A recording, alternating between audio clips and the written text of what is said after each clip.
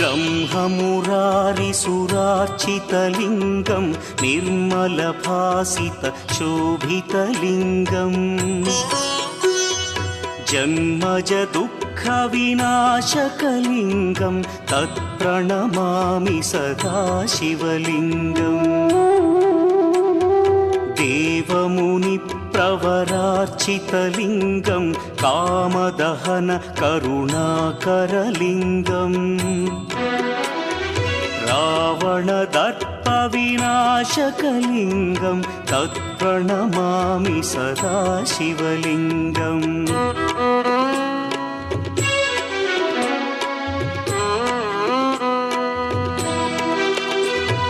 सर्वसुगन्धसुलेपितलिङ्गं बुद्धिविवर्धनकारणलिङ्गं सिद्धसुरासुरवन्द्यलिङ्गम्